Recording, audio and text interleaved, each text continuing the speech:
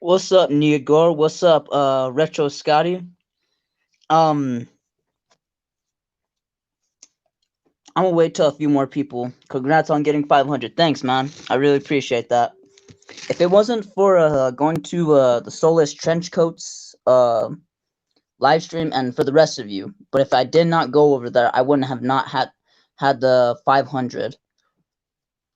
And Needgore, thank you. First time showing up here. Awesome sauce, bro.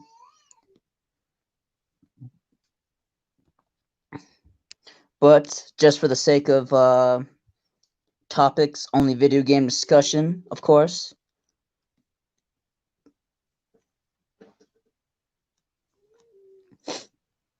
But yeah, Scott, do you want me to send a link? Hey, look at you hitting the milestone. Heck yeah, man, I gotta. Dang, 7 people already. Holy moly!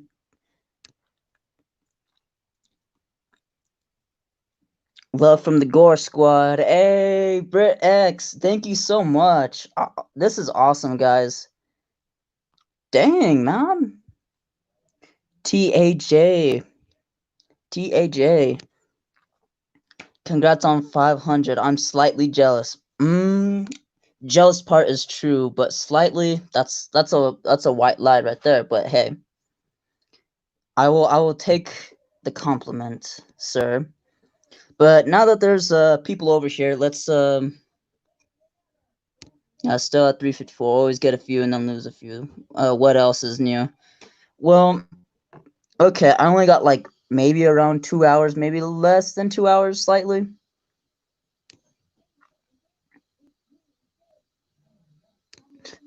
But well, on video games, I think some of you know that I'm a Mortal Kombat fan, and I've always been. I have Mortal Kombat on the GameCube, Mortal Kombat Deadly Alliance, Mortal Kombat Deception. I'm doing pretty good. Soulless Trenchcoat, doing pretty good. And I keep on seeing notifications pop up, and they're on comments. Oh, Banjo Kazooie is sick. Yeah, I did one of those streams, but I'm not gonna lie, I privated that one. Mortal Kombat is dope. Like honestly, I love Resident Evil franchise more, but yet I know more about Mortal Kombat. Good evening, big thumbs up. My new videos. Thank you, Master 802 vlog. Should out Team Ultimate. I don't know what that means, but excuse me.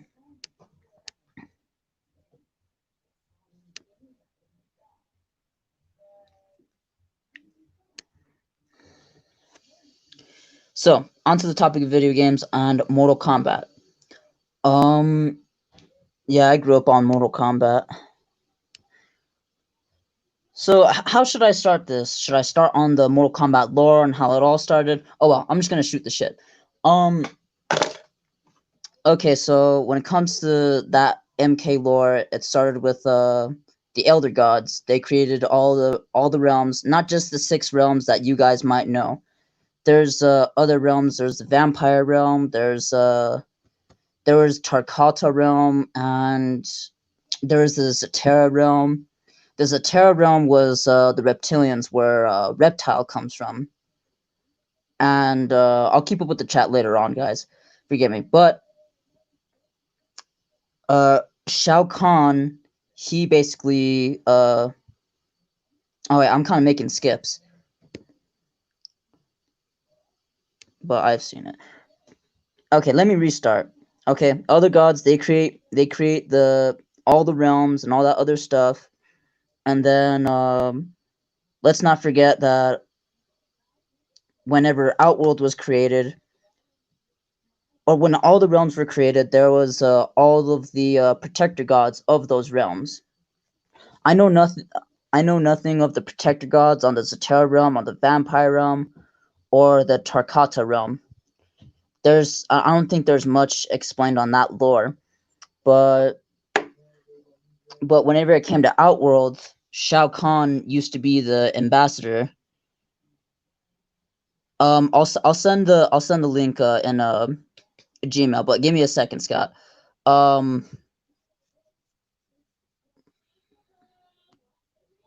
It is bloody. Oh, dang it, I lost train of thought. Oh, yeah. So Shao Kahn, he used to be the ambassador or protector god of Outworld.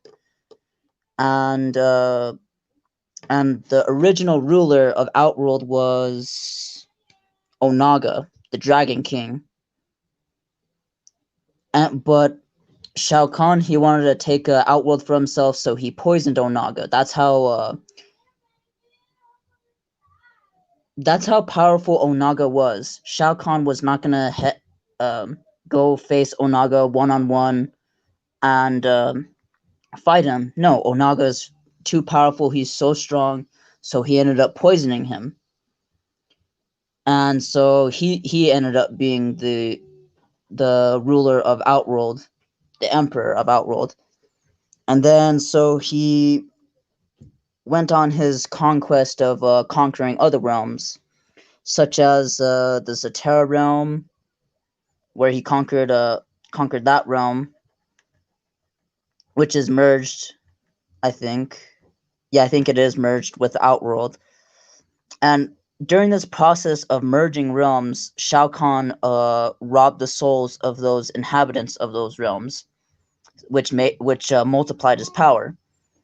Then I'm not doing this in order in which realms he conquered, but then he conquered the vampire realm, I think, where there's Nitara.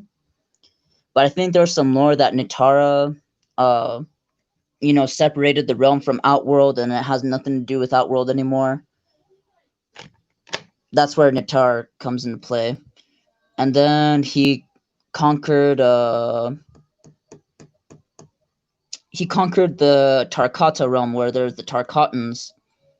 Now the Tarkatans, they are interbreeded with Oni, or the demons of the Nether realm, with the people of Outworld. Very very confusing, honestly. I'll uh I'll admit that was very confusing, but they are inter interbred with the people of Outworld and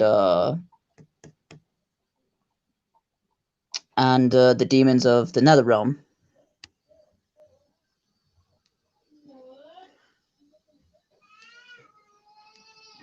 And then after conquering the Tarkata realm, he went on to conquer Edenia to merge it with YouTube, unless it makes fatalities darker than YouTube. YouTube won't mess with you. Yeah, yeah. People have to really censor it. They have to make it blue and all that other stuff. When it came to Edenia, like he was dang it, I'm like saying a bunch of times. Oh, thank you, Michelle Babon, for sharing my video. But he went on to kill King Jared, which he was the king of Edenia. I don't even think he was a god, but there is a few gods of Edenia.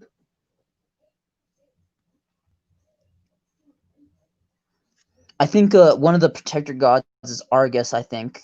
I hope someone correct me if I'm wrong, but I think it was Argus, because Argus is a god in the Mortal Kombat lore.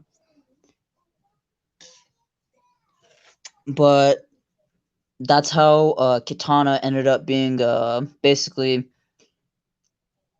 Shao Kahn's adopted daughter, because she was the daughter of King Jared and Queen Sindel. And Shao Kahn took Queen Sindel as his wife, basically stole Jared's woman. I'm going off original lore, but I'm trying to find the best way to explain this. Yeah, you should be getting a lot more people following the link in the chat. and the Need Gore stream. Dang. Oh, that's crazy. But back onto the topic. Oh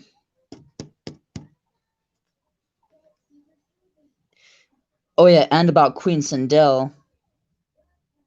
She she didn't want to be with Shao Kahn, especially after her husband being slain by the Khan, and freaking. So she actually ended up killing herself. But but with her sacrifice, she actually gave the elder gods like more power in putting a ward for Earthrealm, so Shao Kahn can't just conquer it with ease by invading. In other words, Shao Kahn is incapable himself of invading Earthrealm, his physical self, but he could send his underlings.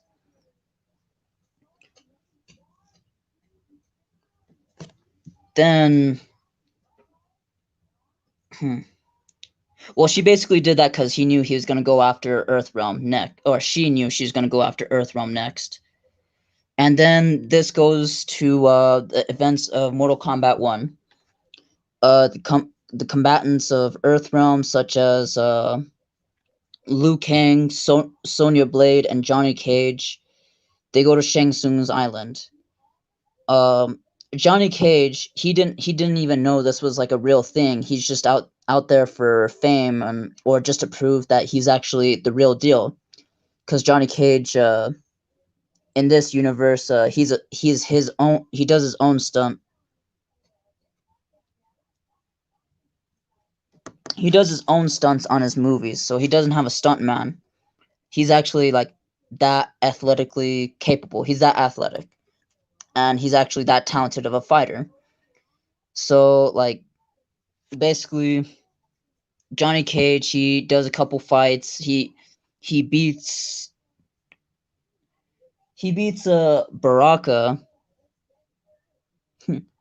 Your soul is mine. I love that reference. But yeah, so he basically beats Baraka first. He's basically the gatekeeper, you know, whoever beats Baraka, you know, you're basically a combatant. And he still thinks this is a joke, and then he's fighting Reptile, and he just and then I think uh I think it switches off to Sonya Blade. Let's figure about like the complete edition, but Sonya Blade, she's on her own mission to save Jax because Jax is held captive by Shang Tsung's underlings.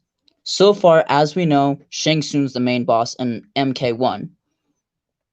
And this is on Shang Tsung's island where it's like not even in Earthrealm, it's basically in the void. For all I know anyway.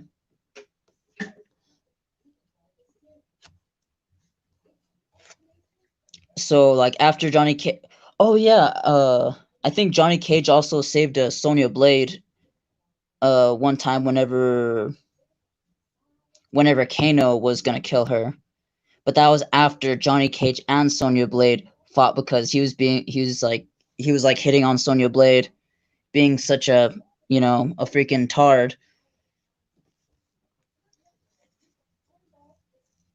So like he basically wins the fight. So Sonya Blade's weakened.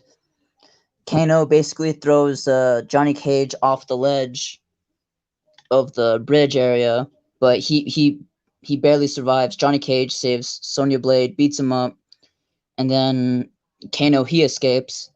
And then we switch off to Sonya Blade's story where she's going to save Jax. So oh dang, even Sir Jacob shared. Thank you, Sir Jacob.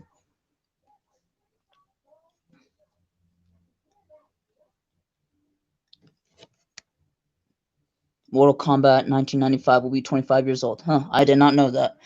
Or I didn't keep up with that.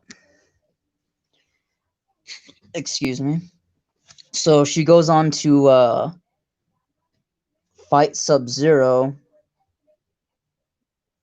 because Shang Tsung catches Sonya Blade trying to release Jax from the from Shang Tsung's prison.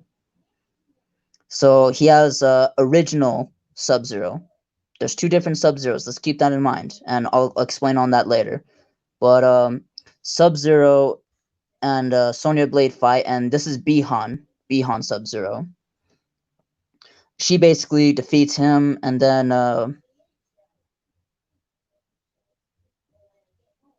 yeah, she basically defeats him.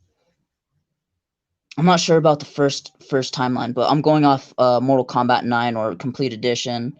She basically fights. She basically fights Raiden too because Raiden is trying to get Raiden doesn't want her to fight Shang Tsung because Shang Tsung's actually very powerful, even though he's an old man. He's a sorcerer, and the only sorcerers we know in the story are just Shang Tsung and Quan Chi.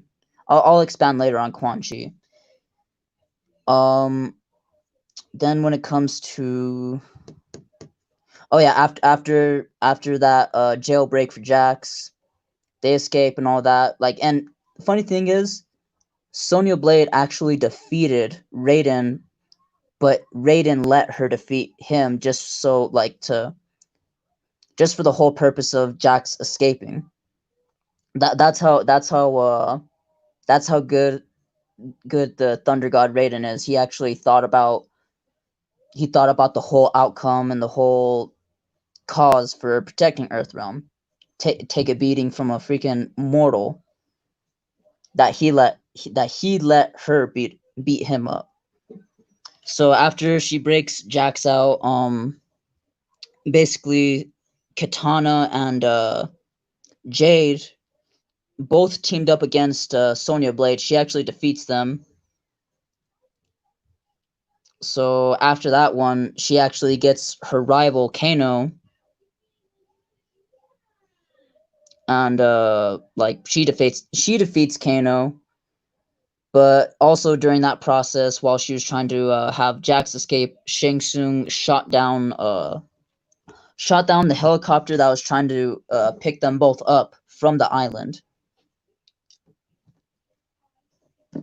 And like basically that was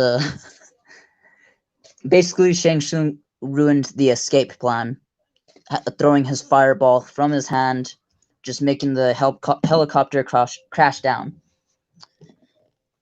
And then after those fights, I forget who it switches off to actually.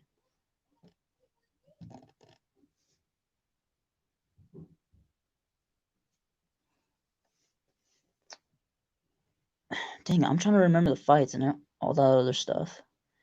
So there's Johnny Cage, Sonya Blade.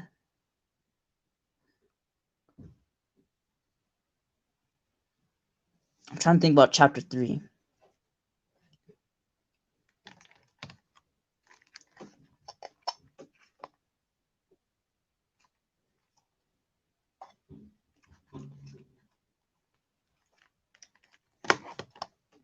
Dang, it's actually been a while since I played the game.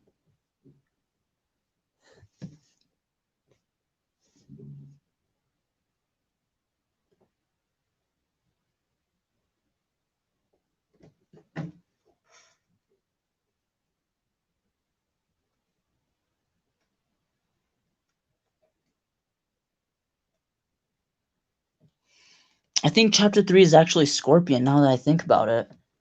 Yeah, so it transitions to Scorpion.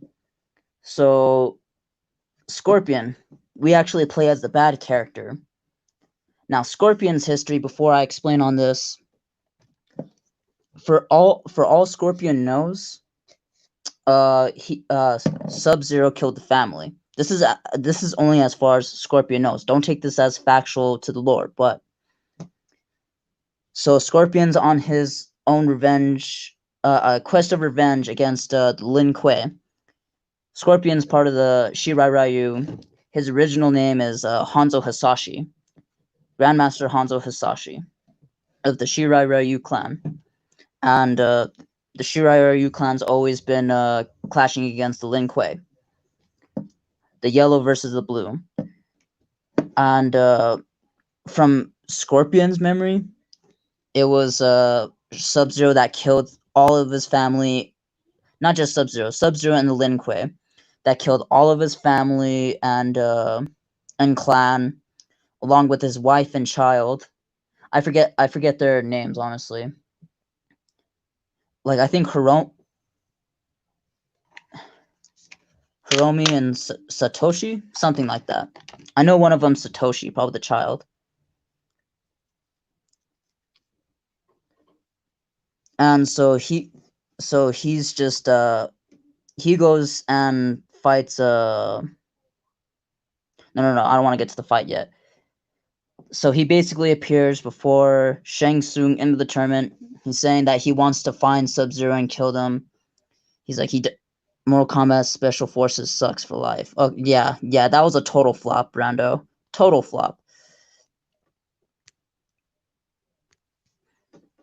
But okay, I'm still trying to collect my thoughts properly.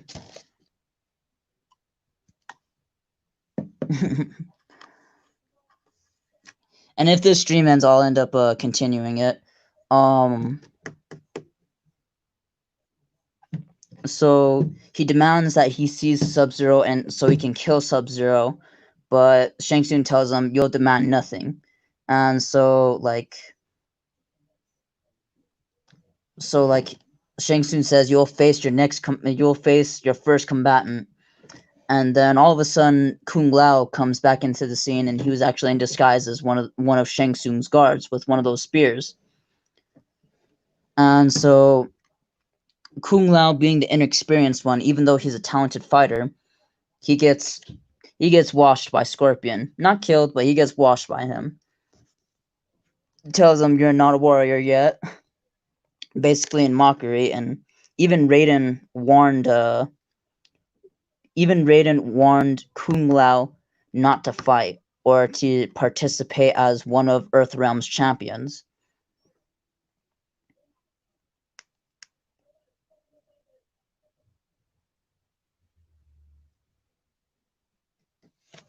Hold on, I just heard something. And then the next fight occurs, which I need Mortal Kombat movie battle. Those. Oh yeah, dude. I think they embrace the cheesiness, which is kind of cool. Need gore, but yeah, I see what you're saying. It's almost like Resident Evil. They embrace their cheesiness. But anyway, back onto the fights. Scorpion next fights Nightwolf. Now Nightwolf, he is a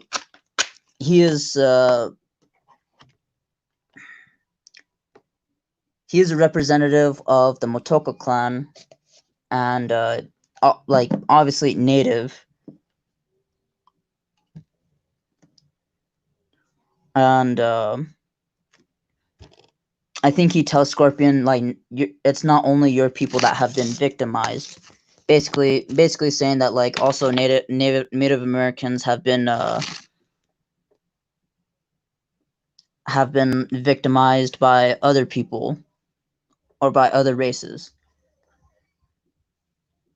Not to make this a racial topic. I think he's only speaking facts. But so they fight, and Scorpion beats him. And then we go to the next fight where it's inside one of Shang Tsung's buildings, wherever it may be. And oh no, it was after. Okay, it was after he fought. It was after he fought Nightwolf. Raiden goes and talks to Scorpion. He's like, spare Sub-Zero's life, and to prevent certain outcomes, he fears certain. I kind of disagree there, but about that comment. But he says spare Sub-Zero's life, and he'll grant that, like, a request from the elder gods themselves, that he'll return the clan of the Shirai Ryu back to the realm of mortals. Basically, he'll return all of his family back into the mortal realm where everyone's alive. And so Scorpion agrees, and then he enters, he enters the fighting stage, and it goes to a cutscene where Sector and it was Sector and Cyrax were discussing something, and they were just discussing about the cyber initiative, and Cyrax, he was kind of disagreeing with Sector, saying like, like turning us into glorified robots, like, and like this is where Scorpion comes into the scene where the conversation stops, and they both tell him, your inferior clan is dead, and you will join them. And Scorpion tells them, m- uh, my clan may walk the earth once more, and then Cyrax just pushes him like basically an F you, and so Cyrax and Sector are teamed up against Scorpion. So and obviously Scorpion beats him, plot armor, honestly. And oh yeah, and just so you know, Cyrax and Sector, they're both Lin Kuei members. They ended up getting cyberized, just for little spoilers, I guess. But so after he defeats them, he tells them, I will not kill I'll defeat Sub-Zero. I will not kill him. And so that's where Sub-Zero enters the stage. He's like, will not or cannot. And he's like, you, telling them all mad. And he's basically telling him, like, you will pay for what you've done. And he's like, to hell with your clan. And he's like, no, to hell with you, and drags them to the Nether Realm. And so basically Sub-Zero and Scorpion fight in the Nether Realm. Scorpion defeats him, and that's where Quan Chi comes into the equation.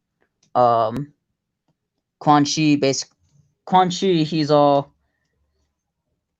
you do not seek retribution?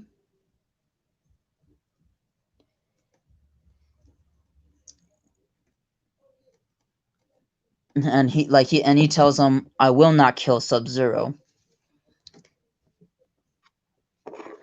And so he basically plays a freaking animation of or a memory rehashing of Sub-Zero slaying his family and clan.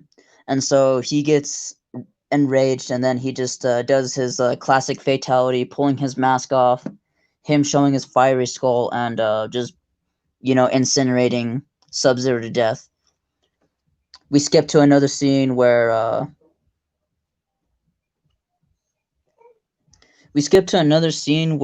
it's back where the fight started with Sector and Cyrax, and Scorpion, being the spawn he is, he teleports right there, and he's holding Sub-Zero's skull. Oh, thank you, when hit Bunagle shout. Thank you for showing up. He's holding his skull. He just drops it. He's enraged. Teleports out.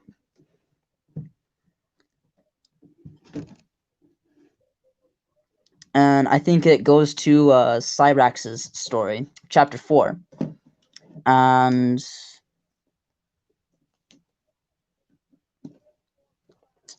what Cyrax is tasked to do by Shang Tsung is kill Johnny Cage. So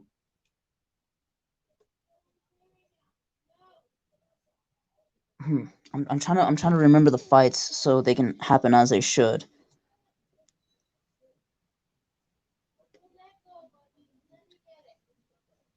Oh yeah, okay. So after like witnessing Sub-Zero's death and all that other stuff, like because Raiden was telling Cyrax, he's like, Sub-Zero was a formidable warrior. He even basically saves the fate of Earthrealm against one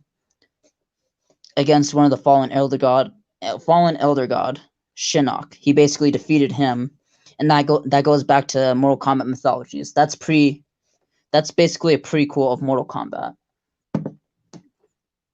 So we enter. Oh wait, no, we don't enter anything yet. Dang, I wish I practiced this more. But.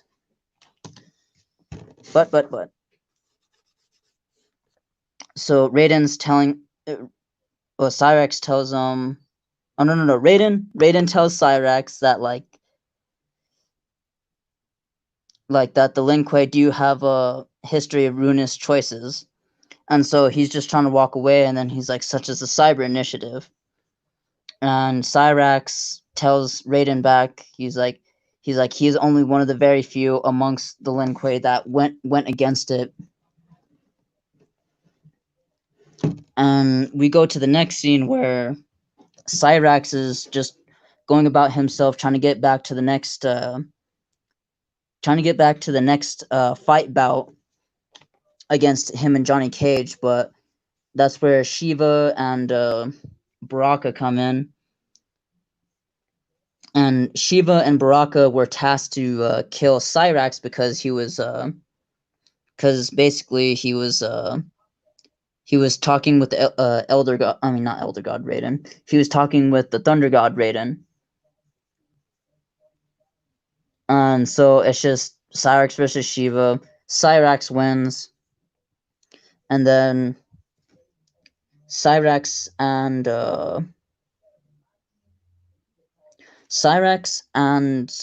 Baraka then fight. Cyrax beats him, and then we go to the next fight where he goes against Johnny Cage. Freaking hard fight, by the way. But he ends up defeating Johnny Cage. He was about to kill him as he was tasked to, but he doesn't. And then so after that fight, like him and Sector converse, and he was saying you're supposed to follow your orders, and he's like, I defeated Johnny Cage. That we did not need to kill him. And so he's like, and then Cyrax, Sector tells Cyrax, insubordination will be eliminated with the Cyber Initiative. And he's like, we are not machine, Cyrax. And then they end up fighting. Cyrax defeats Sector. And then we go to the next scene where it's Liu Kang's chapter. So who Liu Kang faces first is Ermac. And oh, thank you, Ruby's Life in Oregon. I'm gonna end up sending links to Scott. Mortal Kombat characters are there in total 97 characters. Oh yeah, and the complete, yeah.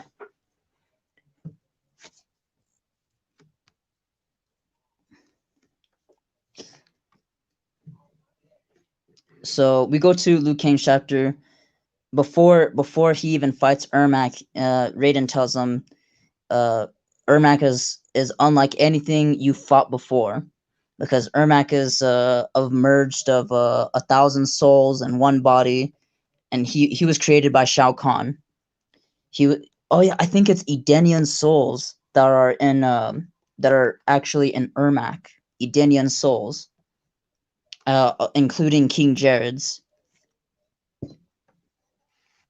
And so Liu Kang and them fight, and Liu Kang, he defeats them.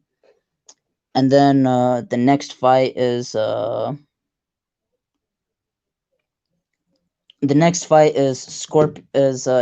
him against Scorpion and Quan Chi. Now Quan Chi is basically Scorpion's master, because he's basically the temporary ruler of the Netherrealm. Quan Chi serves the fallen elder god Shinnok. Oh yeah, fun fact about the Netherrealm. the devil was actually a real character in Mortal Kombat, but he was killed by Shinnok. Uh, Lucifer, basically. Lucifer was actually a protector elder god, but he was protector elder god. He was a protector god of the Nether Realm. But basically, Shinnok killed him.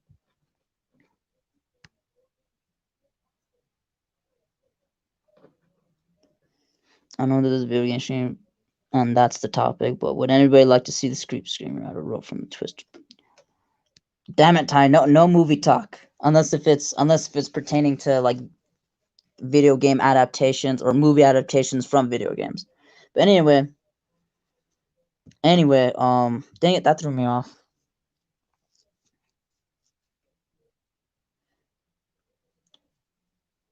Oh yeah, so basically Quan Chi serves Shinnok. And Shinnok is currently imprisoned in the Netherrealm because he's trapped. He's trapped in the Netherrealm.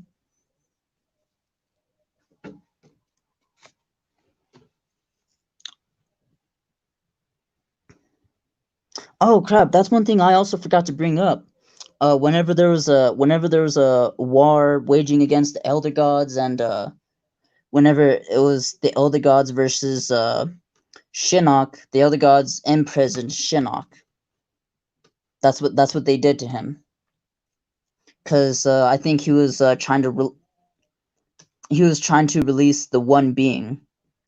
And guys, look up the One Being in the Mortal Kombat lore. Ah, crap. No, I'm gonna send the stream. I'm not. Ah, gosh. I'm gonna share this stream to someone.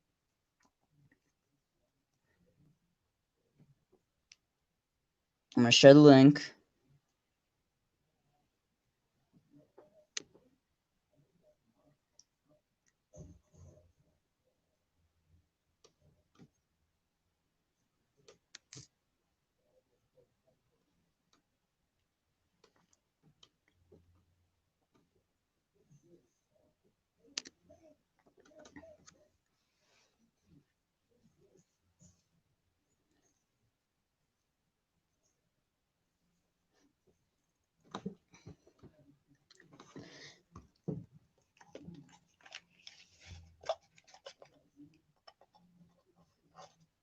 Alright, so just to make it sweet, short, and simple, Liu Kang fights, Quan Chi, and he fights Quan Chi and Scorpion. He defeats them. Freaking hard fight, dude. One of the hardest fights. Because he got both teleporters. So after that fight, I think it goes to Goro.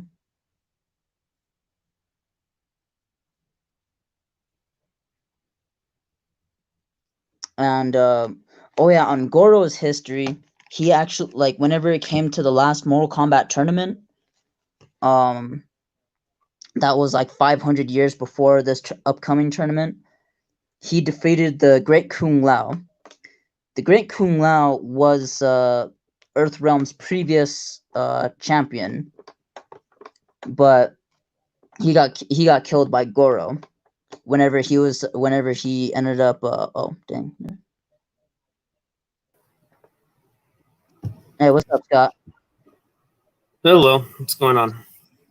Nothing much, man. Discussing video games right here, but did you want to have your own little spiel? I don't know what I can really offer, but I'll just say this: I definitely grew up on Mortal Kombat. Played the video games. I really didn't get into Mortal Kombat till, believe it or not, '96. Because I actually really didn't know that much about them. I think maybe I saw like their advertisements, like on commercial, back in the day. No, that's fair enough. But And then I even saw the movie in '96. Actually, my dad, I think rented it one time, but I actually didn't pay no attention to it. And then all of a sudden, didn't realize, that it was actually, the movie was based on the very hard, very hard, mature content back in the day, because the video games were quite bloody for the time. oh yeah, just to delve deeper into that history of Mortal Kombat in the development, that's why they have the SR rating, because of the like that was like the first violent video games to really come out, or to have explicit gore and all that other stuff.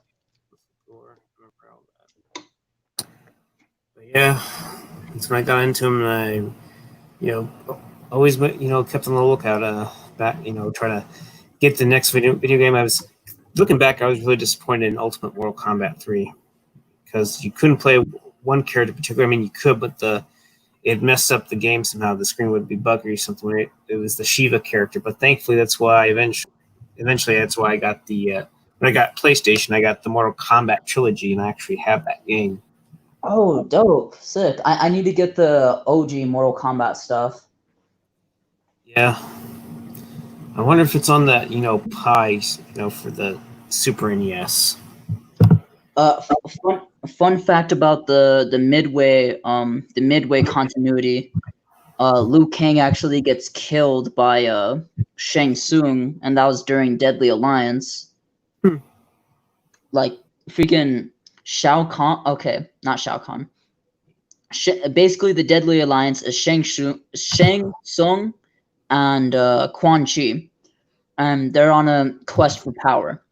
So they go for the only two people that are in the way of their total domination, which is they first go for Shao Kahn, the conqueror of worlds, and they go kill him at his own throne in a false show of allegiance. But another funny thing was that was Shao Kahn's clone. Hmm. So basically, Shao Kahn had foreseen this, huh? Basically, he foreseen the betrayal, and he's that smart. But that's basically plot armor for him. Oh, that was my clone the whole time, that kind of deal. But that's the story anyway. Oh, sorry.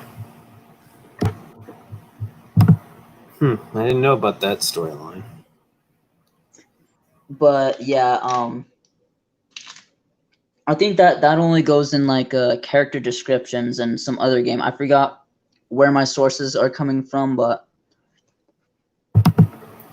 since Shao Kahn's supposedly dead, they go after Liu Kang now, and Shang Tsung's pretending to be Kung Lao walking towards him, but Liu Kang, like when Shang Tsung reveals his real self, he freaking reacts quick. He's starting to beat up on Shang Tsung. This is even in the Deadly Alliance intro. He's beating him up, and then all it takes is just freaking one of Quan Chi's spirit skulls to hit his back, and he's all vulnerable. Quan Chi goes behind Shang Tsung, and they're both struggling. He finally snaps his neck. He's dead, bleeding on the floor, and Shang Tsung takes his soul.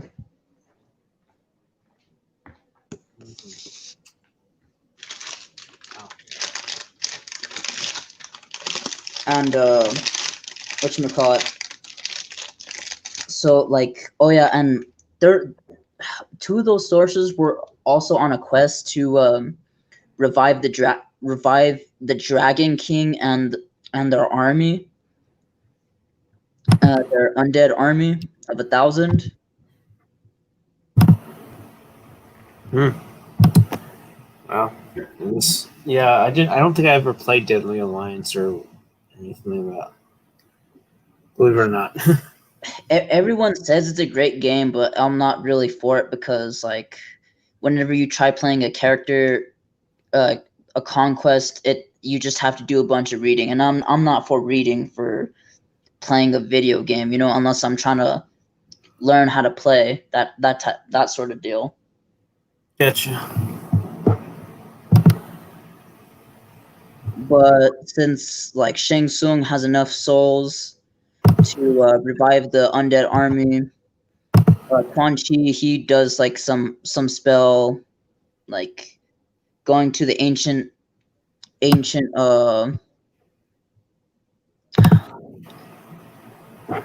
was gonna say scriptures, but ancient stones, or like whatever's written on the stones. He does that spell, revives the undead army. And so like Raiden, he has to be on a quest to stop the Deadly Alliance. There's nobody left to well, this is when we get on to deception. There's nobody left to defend Earthrealm except just Raiden himself. Raiden's going against Raiden is going against the two sorcerers, Shang Tsung, Quan Chi, and even they are too much. They end up defeating him, and by the time the Dragon King is revived, he shows up and Quan Chi regrets it. So like Quan Chi is basically trying to go against the Dragon King himself by using his powers, and he's still just marching through it. And then Shang Tsung gets up. Oh yeah, I forgot to mention that Shang Tsung and Quan Chi got into a fight over the power after the whole fight against Earthrealm was over. Mm-hmm. And so Shang Tsung gets up. He's trying to use his powers against Onaga. Right on targets in the chat, in the house. Do you want to get into the chat, Quinn? Let me know. Yeah. So like after their powers aren't enough to stop the Dragon King as he's walking up, Raiden, he gets up. Oh yeah, I think I remember watching this clip or something like that, and they get up, and I remember it's been a while since I've seen that, so I remember watching that now. Yeah, I'm gonna end up doing some videos on it so people could get a better idea of what I know. And so like they're all shooting their powers towards him and all that stuff. Where like Quan Chi, he's using his dark magic. Shang Tsung, he's using his fire. Raiden, he's using his thunder. And it's still not enough to take down the Dragon King. So as they're using their magic against him, Raiden's doing some doing some chanting while he's like building up an energy ball, and like and like I think Quan Chi's like, "What are you doing?" And then like right when Onaga was about to go to them, he just blows everyone up. But Raiden's attempt in defeating him by suicide was in vain because it was of little effect to the Dragon King, which is a very, very funny part to the story. It's like it was very little effect whenever he just killed himself. Yeah, so the sacrifice was for nothing, but for naught. Basically.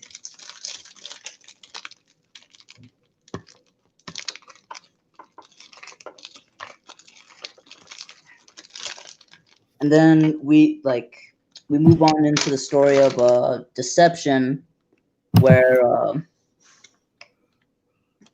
Sujinko is involved, and he's on his own little quest into being the greatest fighter. He meets up with the spirit Damashi. Do you remember Damashi? No, I don't. I'm not really familiar with this timeline. Unfortunately, I was always the original Mortal Kombat. The ones on Super NES and the Mortal Kombat trilogy. I never got around to playing the later ones after that. No, that's cool. But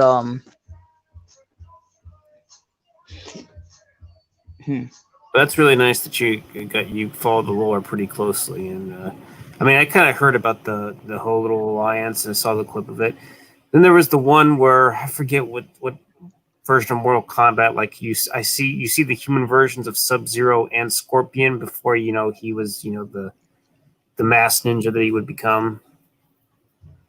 are you talking about mythologies? I guess I just know that Sub-Zero mythologies? yeah, and then there was apparently a war between them, but apparently they would I guess Scorpion, they do get out for a bit, but then I guess Scorpion finds out the truth about the whole thing where Quan Chi is the one who really kind of twisted things up and made it all it was really him that started it and stuff like that. That attacked Scorpion's, His family village. and clan. Yeah.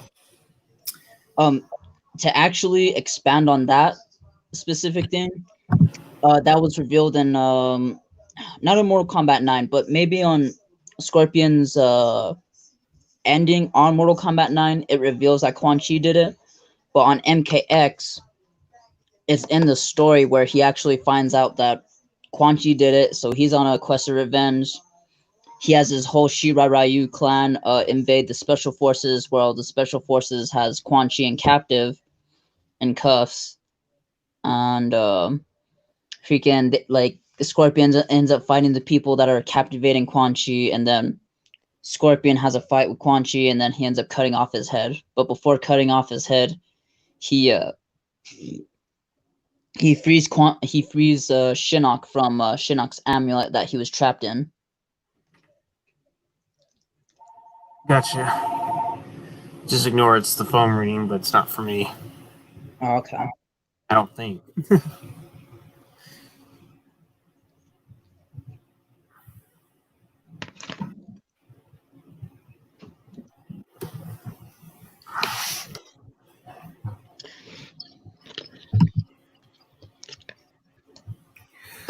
But yeah, so how was your day overall, Sam?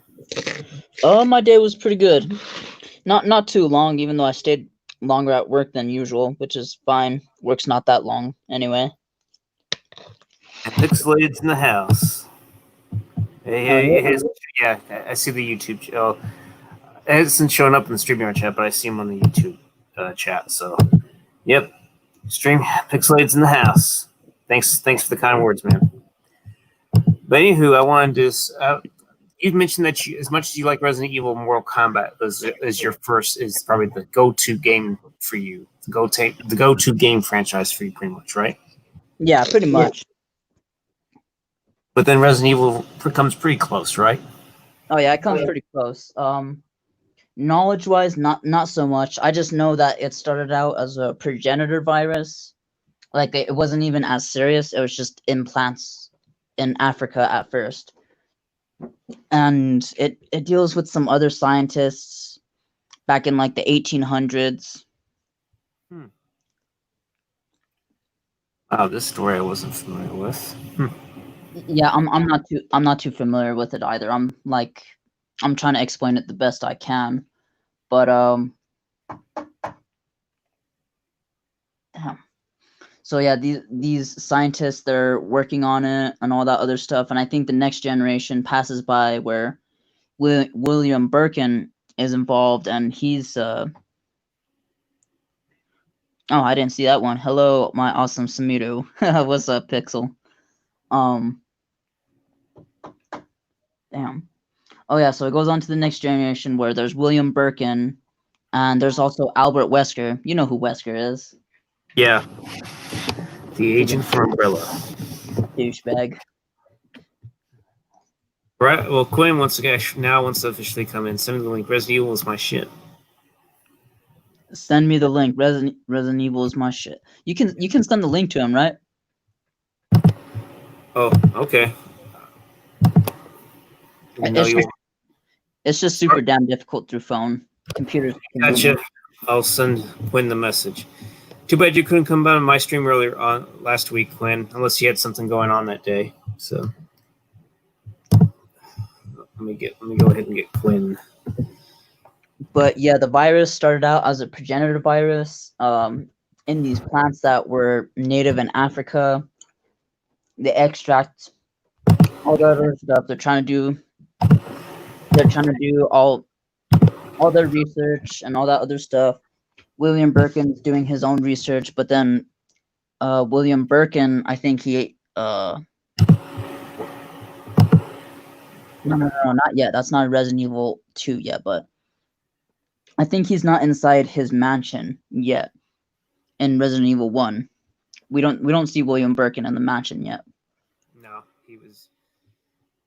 he wasn't brought up to the second one, and it's kind of funny how you found out that a good portion of Resident Evil 2 is actually a sequel to Resident Evil 3. Then eventually, whenever Carlos, gets the cure for Jill. I'm sure you played Resident Evil 3 before, right, Sam? Yeah, I actually have all Resident Evils for GameCube. Yeah, and that's when eventually it actually takes place right after Resident Evil 2. So that was interesting how they were both kind of like parallel prequels slash sequels in a way. So Yeah, even though Resident Evil 2 was released before 3, it yeah. really was a sequel to 3. Cuz like Jill, she was like, you know, Birkin didn't have a mansion. Okay, I guess he didn't have a mansion. But the Yeah, mansion was Birkin was definitely not involved in the mansion. And I hear a dog barking. Dog's barking. yeah. But I guess that was like Umbrella's mansion. Forgive me. Yeah, Stupid place yeah. to do freaking research where stuff gets leaked. Well, I thought they thought they could, if they kept on the outskirts of Raccoon City, they thought nothing would ever get leaked. Typical, corporate espionage and stuff like that. Yeah. But I'm glad Quinn corrected me on Birkin not having a mansion. It was actually Umbrella. It was Umbrella's mansion. Yeah, it's definitely umbrellas, that's for sure. But And their secret experiment on the tyrant. I remember that really scared. I remember that kind of scared me a little bit, especially when you faced him in the very last bit, and you had to really dodge the attacks. It was kind of difficult, but thankfully you had to go for like a certain minute or so, and then eventually you get the rocket launcher thrown, and you have to. And even then, you can't even hit the tyrant because he's so swift and fast. yeah, freaking.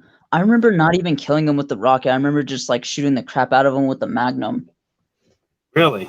Yeah. I did that my first time when I beat the game.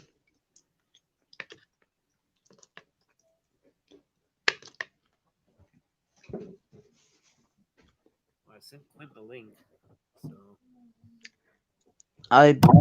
And again, sometimes he has some issues, some computer issues. Sometimes maybe that's why. So.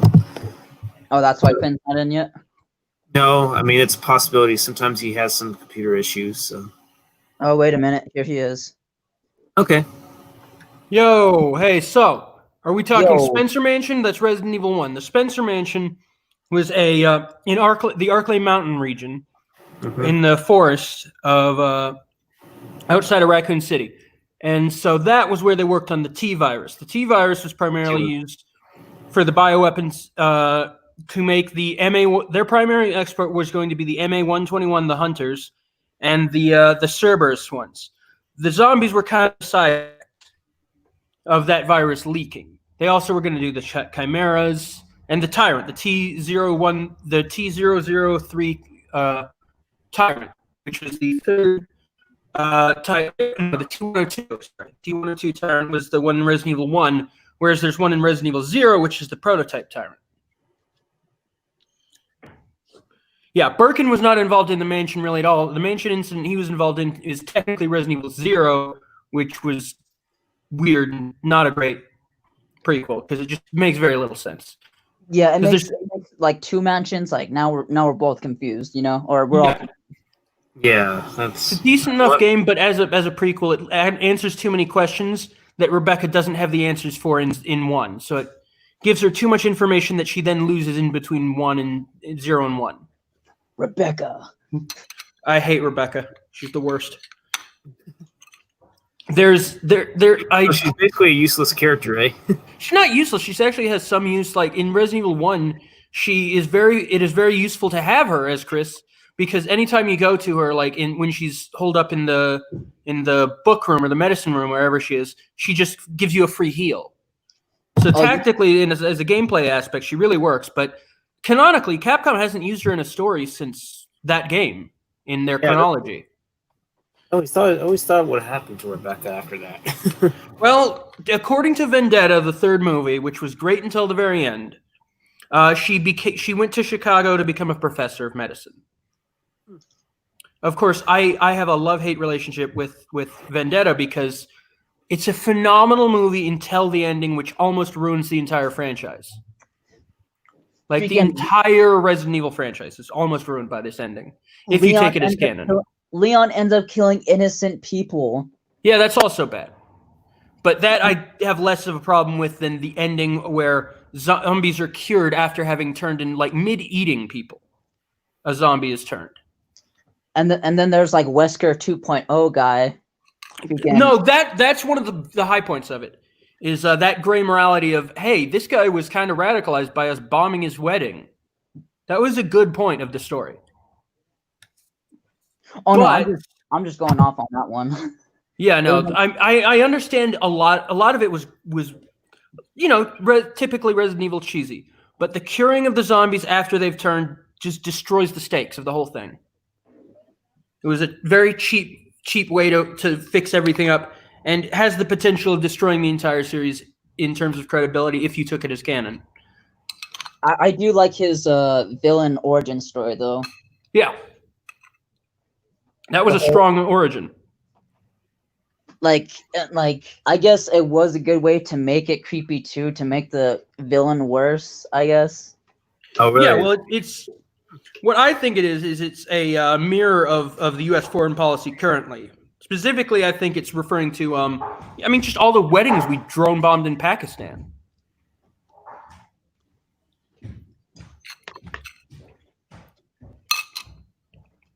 Huh. I guess that was a good way to parallel it. Yeah. Are you eating too? Yeah, I am having some ice cream. Cool. I'm eating some pasta. Nice. I had an ice cream sandwich, a fat boy. Yeah. But yeah, Resident Evil's my shit. The first movie was the reason I wanted to become a filmmaker, as I keep saying. And I like the first films of Resident Evil. The first one is great. And actually, I love the later films. The only one I really don't like is Extinction, because it's not good and it's not fun. Which the last movies are fun. They're ridiculously stupid, but they're very fun. Believe it or not, I actually would rather watch the third one than the final chapter. I'm sorry. I love the final chapter. How stupid it is. It had awful camera work, dude. It's like Paul Anderson didn't give a shit, and I'm wondering if it's because of that. Well, Anderson, he did direct it. I just, he kind of is like, fuck it at this point. I'm actually about to watch the final chapter. I was going to say, I wonder if it's because of that flop on Pompeii. I'm wondering if that's why he really didn't give a shit after that. I think the reason he didn't give a shit was because he's constantly shit on by fellow fans of the game. He's a huge fan of Resident Evil. Yeah, Retribution was fun as fuck. That's one of my favorite of the stupid ones. But Beck wasn't bad. He just doesn't give a shit anymore for a reason, and that reason is because no matter what he does, no matter how good his stuff is, whether it's his own thing or or game accurate, he gets shit on. Because Resident Evil fans, there's not going to be a live-action movie that they're happy with, no matter what happens. Yeah. Because the first one was legitimately a good movie. And it followed the tone of the games very well. I like the second one. The second one is fun. It's where it starts to get pretty stupid. There is a great moment in Resident Evil Apocalypse where one of the... After Nemesis turns good... where one of the Umbrella just helmet guys tries to fight him hand to hand. That kind of rules. That I have a GIF of that just makes me laugh every time I think about it. Where he's like, yeah, I can take him with my bare hands. The funny part I loved was whenever there's that cowboy guy with the two pistols and stuff, and he starts coming in, he just drops his weapon and Nemesis, he doesn't see him as a threat, he just walks off. Oh, you mean the sniper guy? Oh, yeah. No, you're talking about Mike Epps' character. Yeah, LJ. Yeah. Mike Epps rules. I love him. He's a great comic, too. Yeah, chicken. My shit is custom. He's very funny. I do like how his Desert Eagles, by the way, are not the 50 cal everyone thinks they are. They're 44.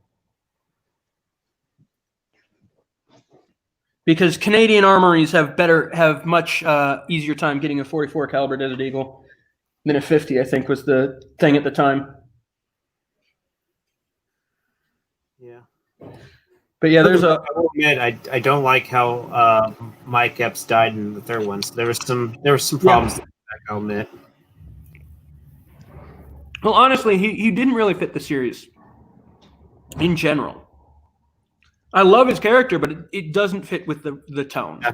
I'm trying to figure out what happened to Angie Ashford. It seems like certain characters like her, you don't know what really happened. Hell yeah, dude! The GameCube version was the best version. I'm about to actually download the ROM of the GameCube version and play it on Dolphin, the emulator.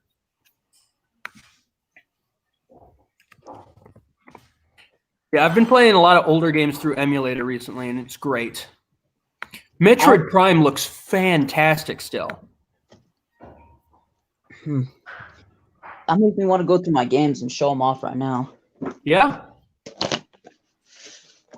Go ahead and do it, man. You surpassed 500. Yeah, I just got 200. The one where it involves the Dragon King, Onaga. The funny thing is, I actually know how to use Shao Kahn in this game. The only game where you're able to play Shao Kahn before Mortal Kombat 11.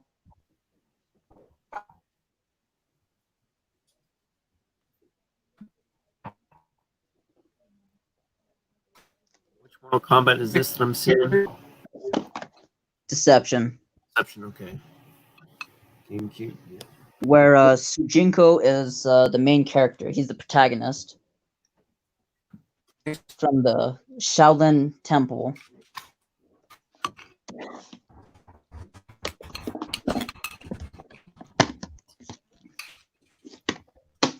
Oh, Hey, Quinn, I just wanted to say, why do you think Chris and Jill and hell even 801 were completely? I know that the actress who played Jill couldn't reprise the role, but why do you think they couldn't even mention what happened to the characters themselves?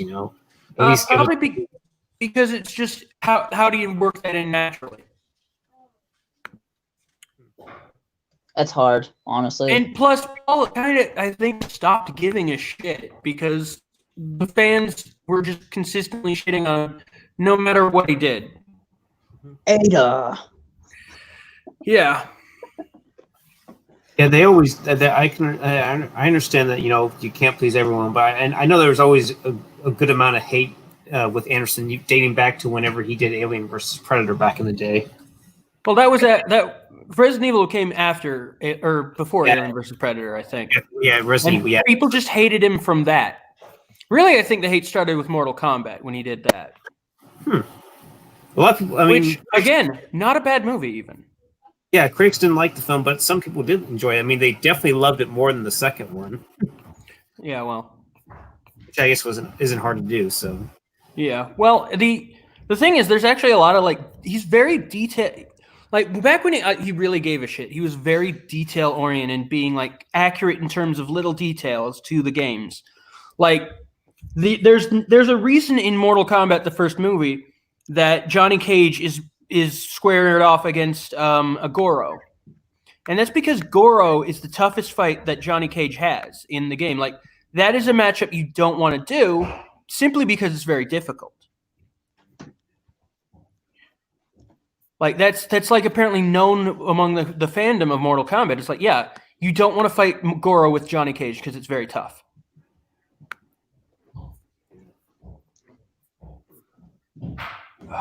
Honestly, in MK9, Goro is stupid easy if you just know how to jump over him, punch down and uppercut, basically.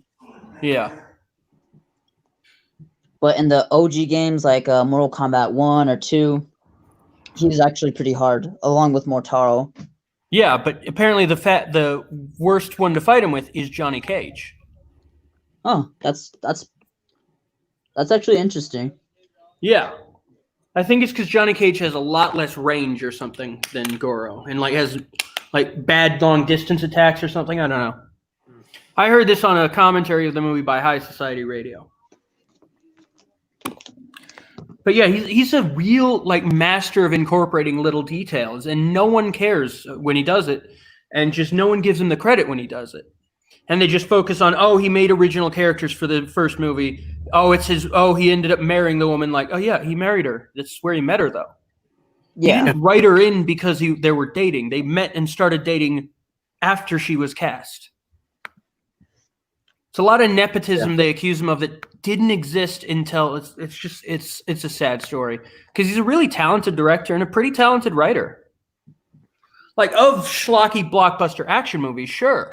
but they have their place.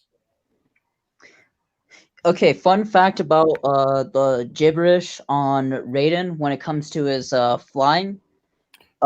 He was actually on a stool, and how they came up with one of the gibberish words. It's not exactly what it says, but it's what came up with the ideas. It was whenever Yeah. the actor was on the stool and he was like, "Oh, my balls!" Nice. Yeah.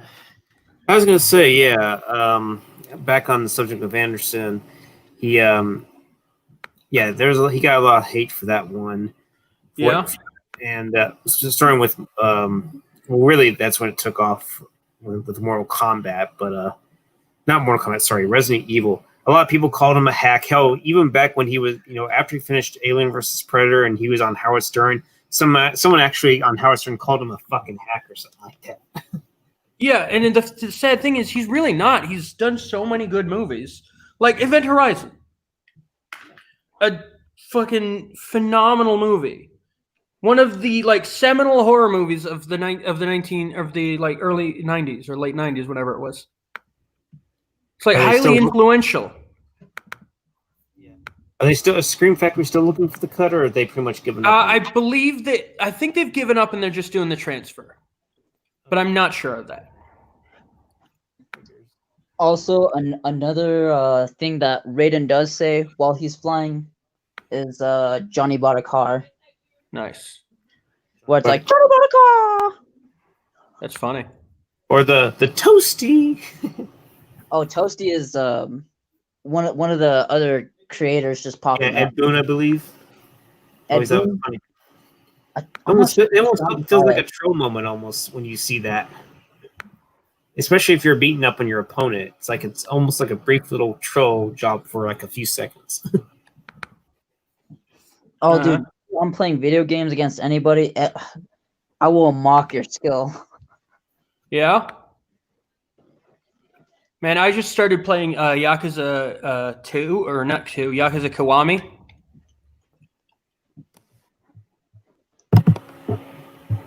It's just such a low speed. What is taking up all my resources?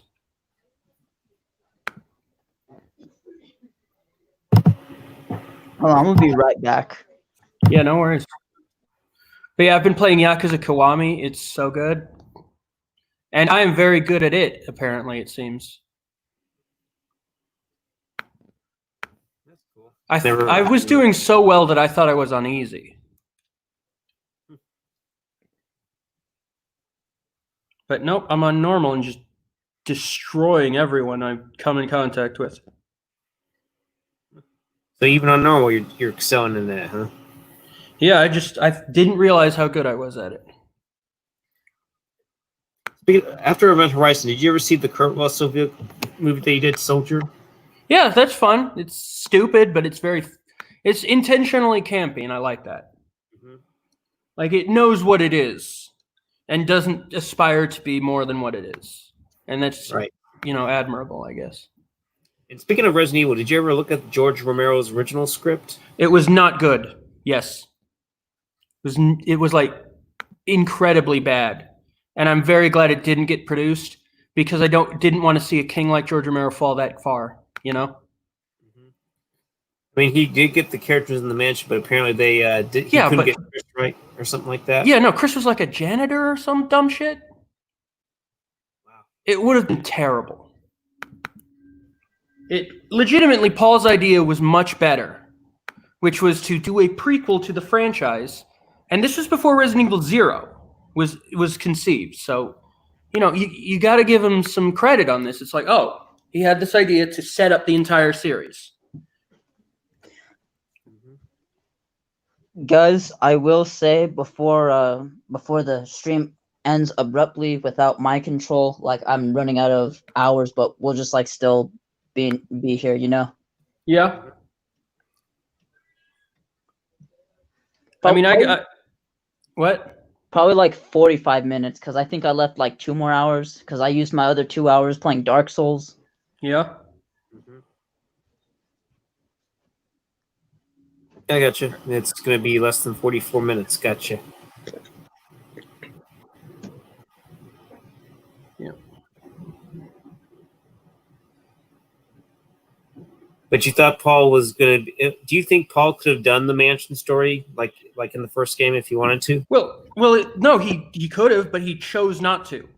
And the reasoning behind it is actually brilliant, and it's because, and he explains this on the special features of the first movie, and it's that if you're a fan of the second game, or if you're a fan of the franchise at all, there's not going to be anything in it for a straight up adaptation. You know all the deaths.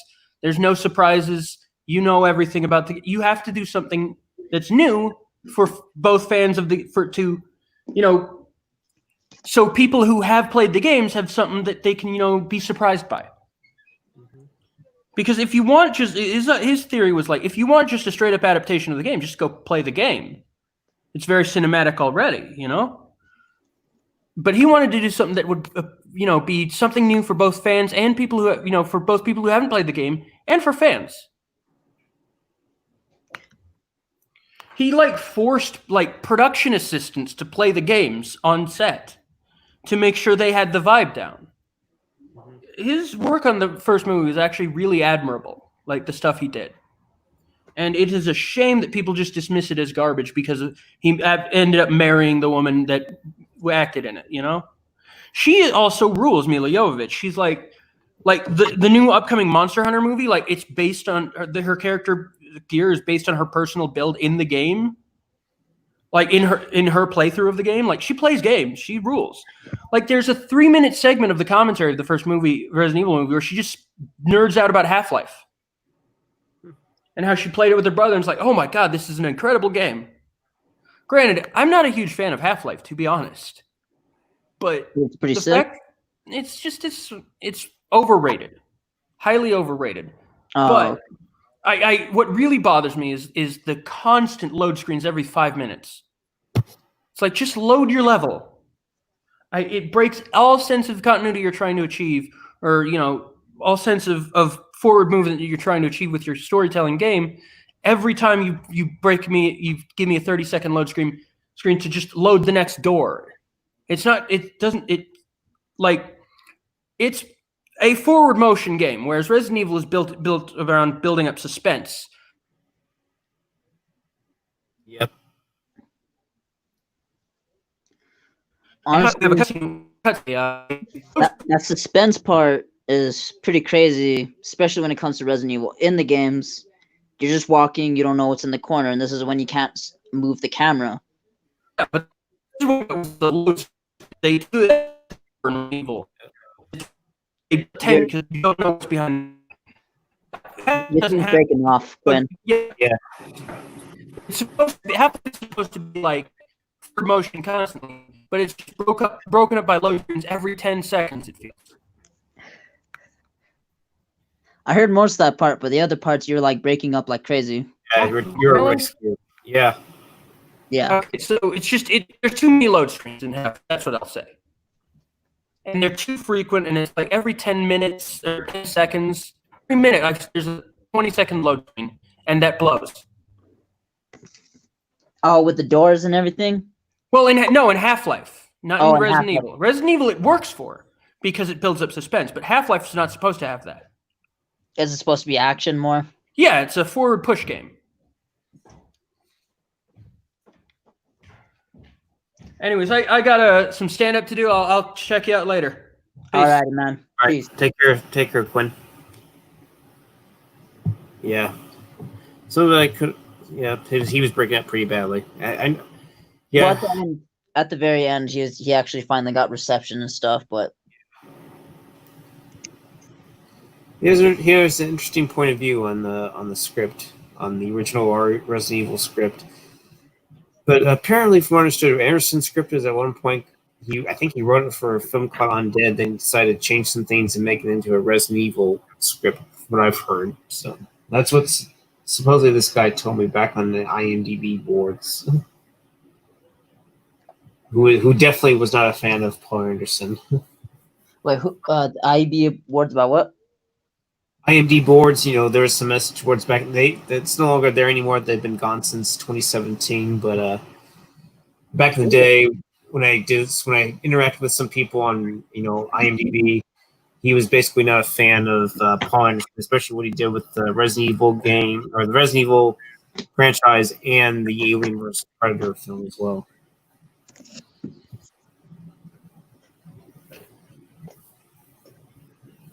You there, Sam? Yeah, I'm there. I'm just like trying to take a breath for a minute. Yeah. Not that I'm tired or anything. Yeah. You there? Yeah, I'm here. Okay. Freaking. Oh, man. This reception has been bad lately with the rain, but now I'm at 5 bars. Oh, it's raining right now? Well, it was raining earlier, but I thought it was going to mess up with the reception. Oh, okay. Yeah, it rained some on Saturday, but it looks like the depression has already kind of moved. I think I think the depression may have already kind of moved up a bit. So, but I think if it was a hurricane, it was barely a hurricane. Hannah, I think it's called. Yeah, freaking. I just wish I got like a little bit more sun, maybe. Oh, so now you want a little more sun, eh? Well, for your reception, I understand. So yeah, now you want Yeah, some sun. just for vitamin D. I was like, freaking. That's sometimes why I don't feel energized. I'm like, oh well, I'm just gonna have to do that tomorrow. It seems like it seems like rainfall in New Mexico is kind of rare, right? Not exactly rare. It's actually like often, but you don't know when to expect it, except whenever you see the clouds and all that other stuff. Like sometimes it'll rain often, especially during monsoon season. Yeah. Or not monsoon season, whenever during monsoon. Trying to remember if I remember trying to. I think I was trying to ship a package, or someone was trying to ship a package to New Mexico earlier today, which is funny enough. I'm trying to remember if they did or because here's the thing: if for some reason UPS charges you some kind of fee if you like wrap it in brown bag, because unfortunately sometimes the brown bag can like mess up the conveyor belts somehow. Huh. Yeah. Do you know when there's like Amazon packages and stuff like or no, never mind. You don't have to answer that kind of stuff. Well, a lot of people do Amazon returns. Thing was, we couldn't really send them out because unfortunately we actually it was like Saturday we ran out of the 18 cube boxes.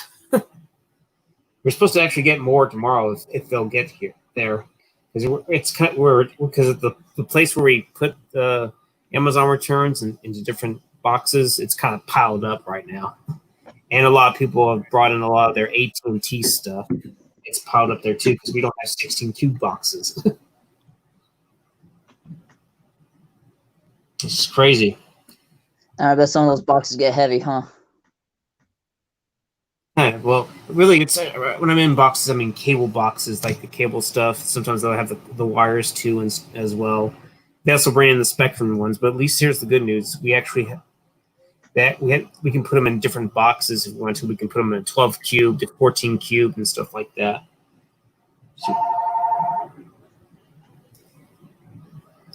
But anyways,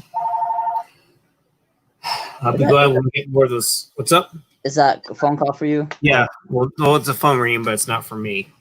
So hopefully.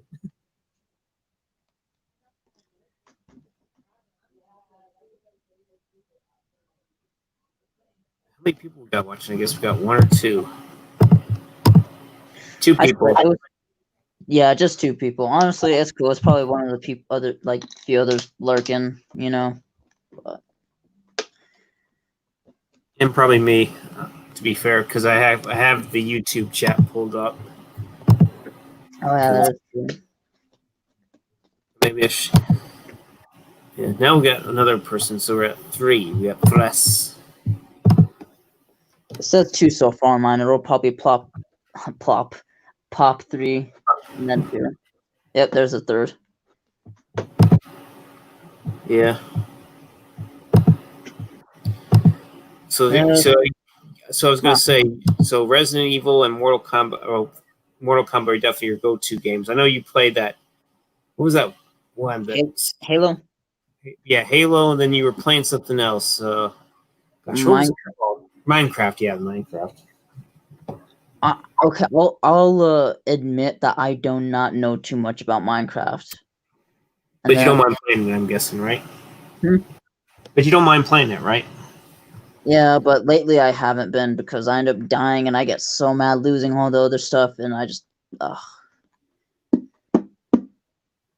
But yeah, I just remembered, besides Mortal Kombat, Resident Evil, you do like Doom, I believe, right? Oh yeah, dude, I love Doom. I just don't have all the Dooms. Like Doom 1 and Doom 2, they're okay. I like them. And then there's Doom 64, where it's actually scary. Like freaking, you could barely even see. Like what the heck? Like you don't know what's going on, type of deal. Same thing with Doom 3. Like you have to be on your toes. Like you gotta shoot right away, take any opportunity you can. Speaking of Doom, yeah, that movie's going to also be 15 years old as well. Came out back in 2005. Oh yeah, that's right. Remember taking a day off work just to see it on opening day. There's two different Doom movies, but like I Yeah. remember. Yeah, there was that one that looked ridiculous, especially with that girl holding a fucking huge ass weapon that's almost as tall as her. She's basically the Doom guy. It's like, Yeah, another franchise going woke. You go woke, you go broke.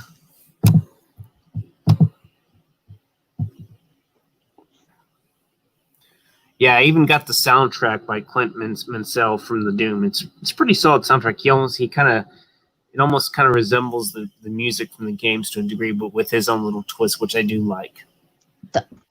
that must be a difficult job just to try to produce a movie, putting so much money, millions and millions of dollars. Yeah, the Doom movie flopped. I think the budget was like 70 million, and it only made it was number one for the weekend, but for some reason it had subsequent drops. It only made like 28 million, I think, in the U.S. So I don't know how it did overseas. I imagine it didn't really do much better. So I made 28 million in the U.S. So it bombed, unfortunately, which sucks. Yeah, losing 50 million. It's like, oh, it's like now you only have like 100 more million, whatever they have. If they got nothing.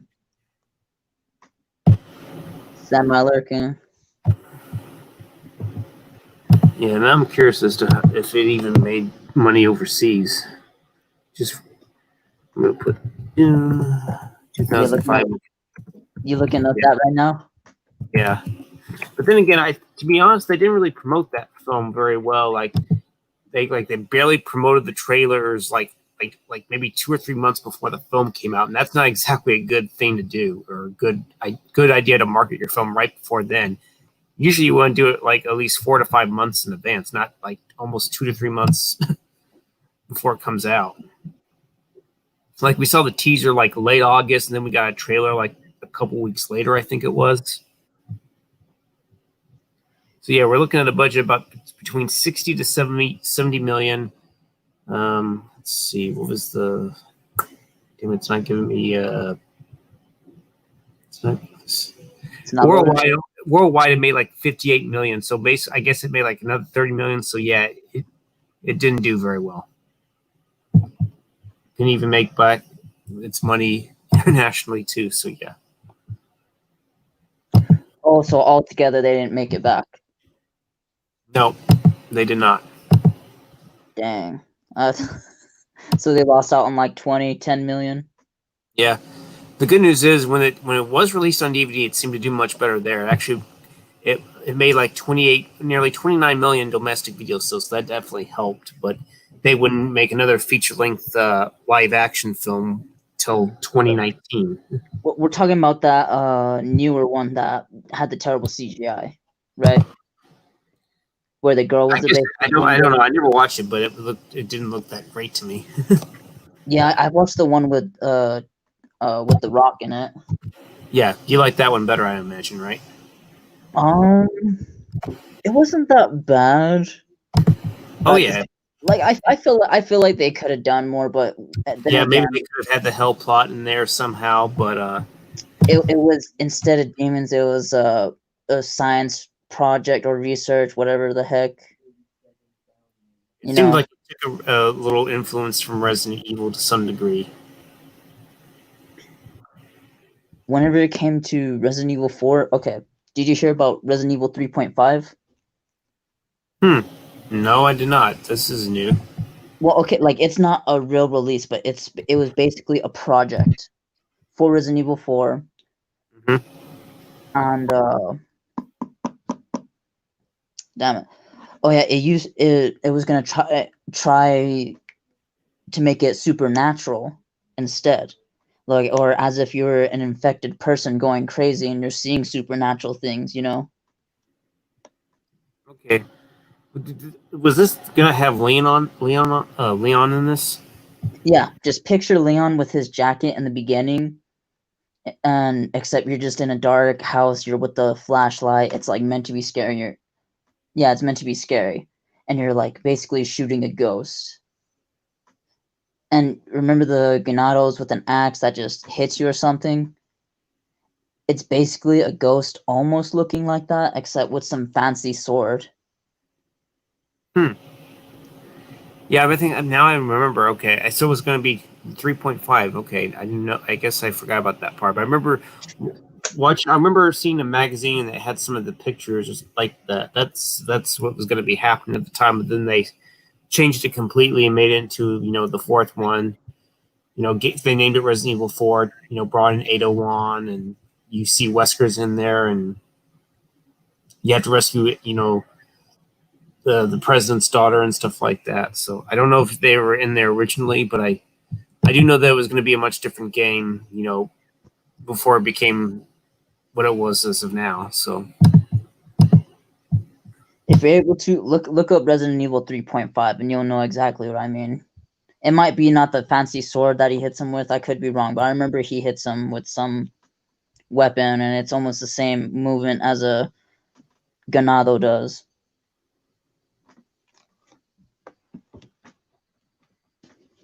yeah, believe it or not, before the Doom movie came out, it was originally announced in '99 there would be a film made, and Arnold Schwarzenegger was going to be cast in the lead role of the protagonist, but apparently, for some reason, a real life an incident involving two teenagers who played the video game, playing with about with the chainsaw, resulted in a tragic accident. Since one of the Doom guy's weapons has a chainsaw, the film with Schwarzenegger in the lead role was dropped at the time. So eventually, they were able to finally, I guess, get it into the screen, and despite all that, but it took a while. But do you think Schwarzenegger would have been a good choice, or do you think Carl Urban in the But for which movie though?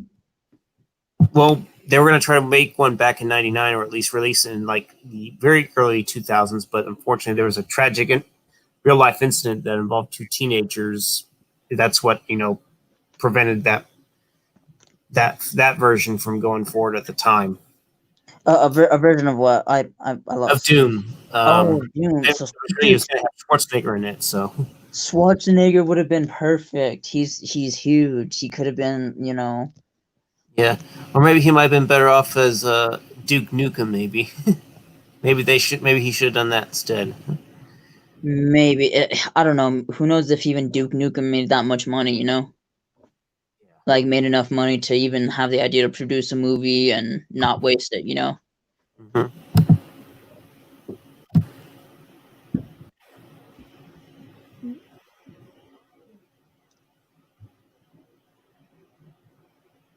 I don't know, just get one good actor and try not to waste too much money. Probably spend just 10 million on it maybe for a project. Doesn't that sound smart? Yeah, yeah. Don't get a good actor, or at least an action star, but don't but don't pay him a shitload where it's almost like half the film's budget. Basically. Sometimes their salary demands can really cripple their production sometimes, or if reshoots happen, and And reshoots still take up the time and you still have to pay for that time. yeah, And not only that, animators, film recorders, like people that are taking control of the cameras. Yeah.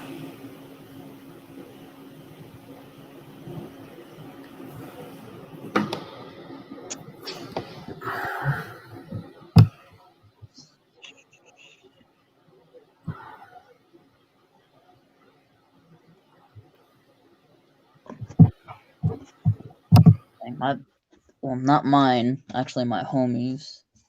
That he lets me use freaking 360 gets a bit dusty, so I'll just like wipe it. That looks better.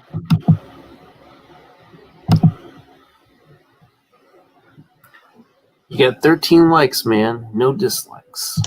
No dislikes. Maybe Ren's decided to like it today.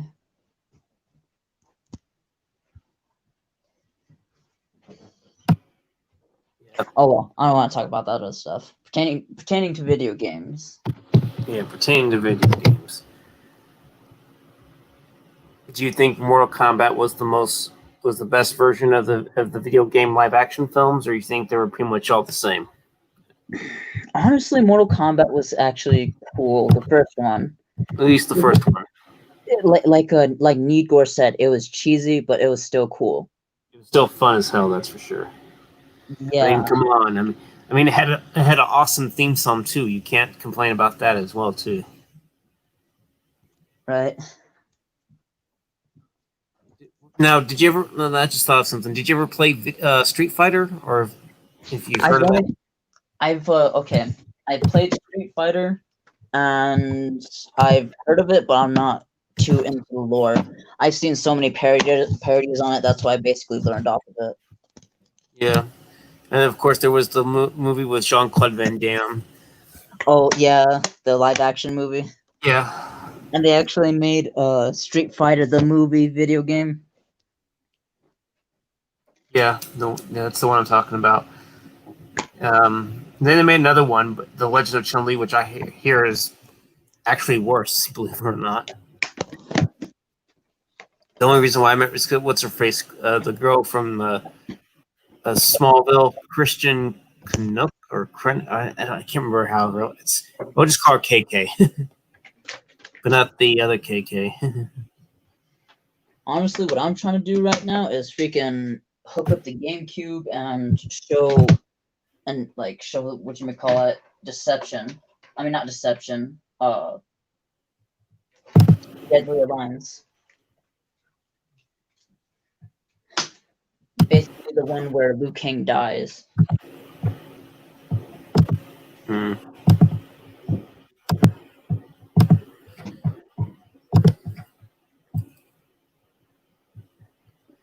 The movie game is a joke. I guess Pixelate's referring to Street Fighter. I mean, the movie wasn't exactly the greatest, but at least I'll give credit to Raul Julia. He wasn't too bad, and the fact that he had stomach cancer while making that movie and doing it for his children, I gotta give Raul Julia props for that. You know. Honestly, yeah. I forgot about Robert Julia making that movie, freaking, and the condition that person was in. Yeah. And let's not forget he was in the Addams Family movies. Oh, dude, yeah, dude. My mom loved loved those movies, Addams Family and Addams Family Values, yeah. And Values, and she actually liked Mortal Kombat. Remember the first one, right? The first movie, yeah. I think she probably agreed with me whenever I told her that I'm like the Mortal Kombat 2 movie was terrible. And she's like, yeah, I was disappointed.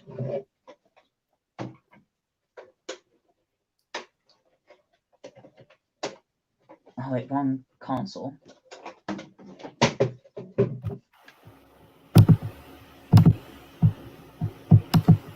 Okay, so Pixelate was talking about the live game. Okay. Okay, I haven't played Street Fighter. I used to have one game. I think it was Super Street Fighter. Super playing Street that Fighter? game. Anyway, anyone dislikes Sam? I fucked him up. The movie game is a joke. I'm pretty sure the movie game was a joke. The Street Fighter one probably would have been a little stupid but fun at the same time, but just not all that great for quality. I'll play crappy games just to see. I'm back. I was a traitor. I joined Need Gore. Need Gore is pretty cool. I'll admit that he does. I am jealous of how he's able to attract an audience. An audience that actually supports him enough, which is, dude, hell yeah. It takes time and work and how you present yourself. So like props to Need Gore and for bringing a few people here. That was cool of Need Gore. Bug says, I want to see a Storm Chaser video game. That would be cool. It'd be interesting. That would do it.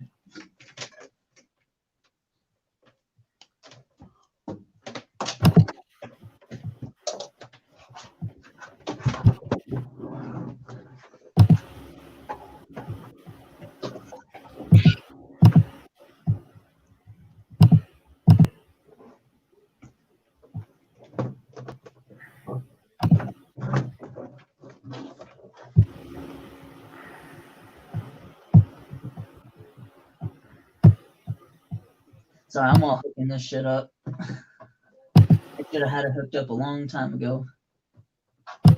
Yeah. So you're hooking up the GameCube. Yeah. To Streamlabs? Not the Streamlabs. I'm actually just gonna show it just for like right now, you know. What was it called? Oh shit, I didn't even plug in.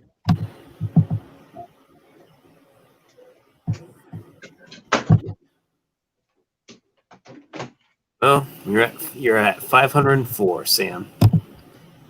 504? Yep. Probably because I need Gore. Yeah, what was that guy's name? Trenchcoat? And oh yeah, and the people from Trenchcoat that he knew. Yep. Trenchcoat knows some cool people, man.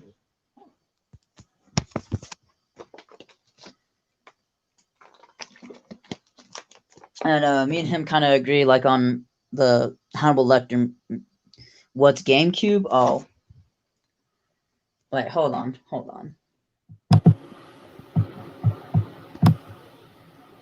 These are just 808 stickers from a speaker.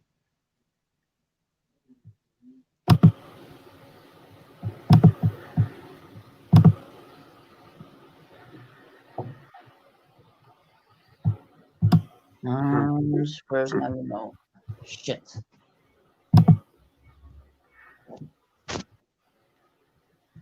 Oh, source.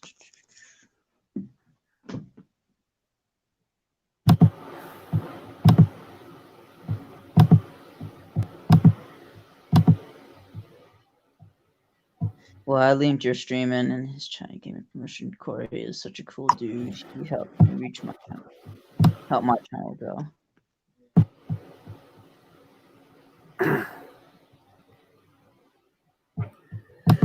Finally, a couple of my movies. Well, actually, a couple of my movies came in, and I finally got a CD that I bought last week. Music CD. Ty.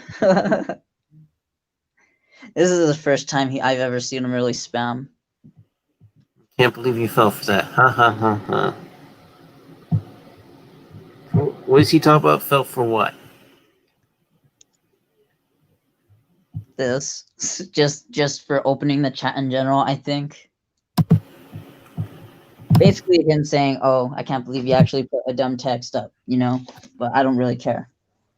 Yeah. What's with you, man? Come on. Dang it. I do not have it. Sure. Oh, there it is. Okay.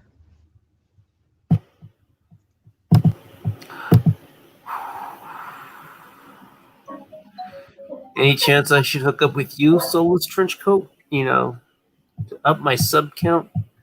Especially, oh, sorry, I shouldn't mention that. It's alright.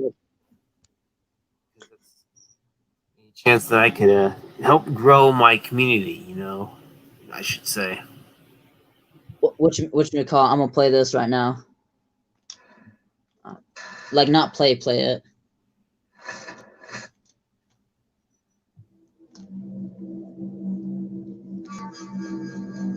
Mortal Kombat has always been and always will be. For millennia, the forces of good and evil have been locked in eternal battle. Okay, Junebug, yeah. Okay. Yeah. Some seek to use the tournament to destroy all that is good. Others seek vengeance, power, or eternal life. Time after time, each individual threat has been I was going to say that Luke King could be like their version of Luke Skywalker. But there is concern that Earth is once again in peril. And this time, the threat of evil has two faces. Oh, well, Ty. Jeez, like we didn't know that you were a stream cloud. It is now known that the sorcerer Quan Chi has escaped from the Nether Realm. Since his escape, Quan Chi has unlocked the secret of the ancient Voodoo Stone, discovered the ancient undefeatable army of the long-forgotten Dragon King, and most disturbing of all, formed an alliance with one of our deadliest enemies, Shang Tsung.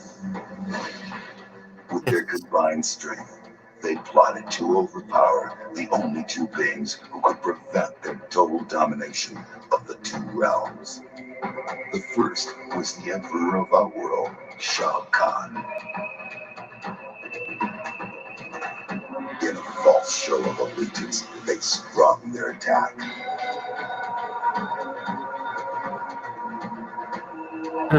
They then traveled to Earthrealm by way of a mystical portal known only to sorcerers and deities. There, they confronted Earth's mightiest warrior and champion of Mortal Kombat, Liu Kang. It has been Shang Tsung's desire to consume the soul of Earthrealm's greatest warrior.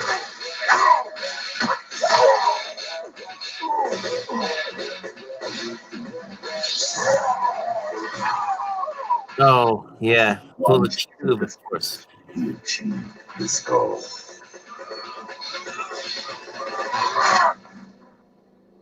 Liu Kang is dead.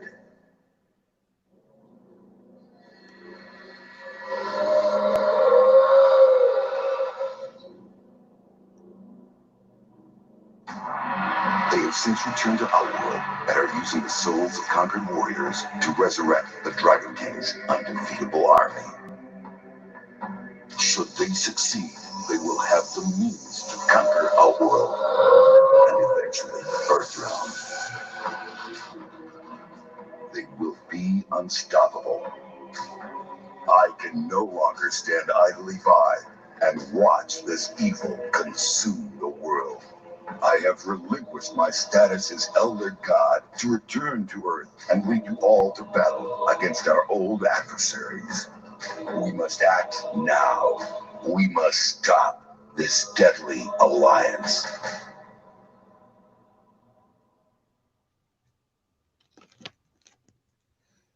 It is your mission, should you choose to accept.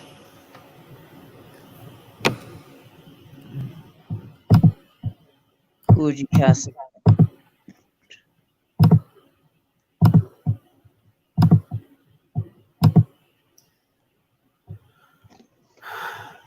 Yeah, that's the one Liu Kang dies in the midway continuity, which is over.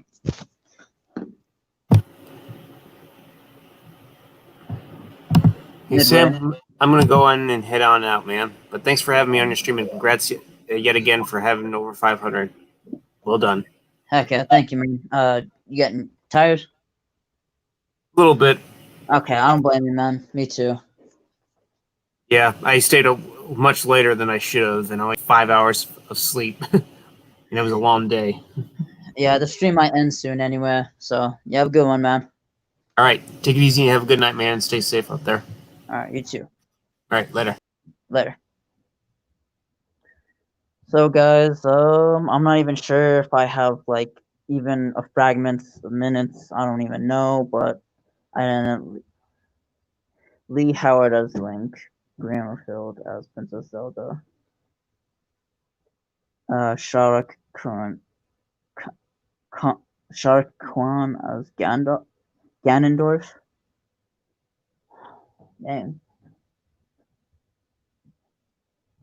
I had to turn off the TV so I wouldn't be too loud, guys. But I gotta end this stream before it just cuts me off. So laters.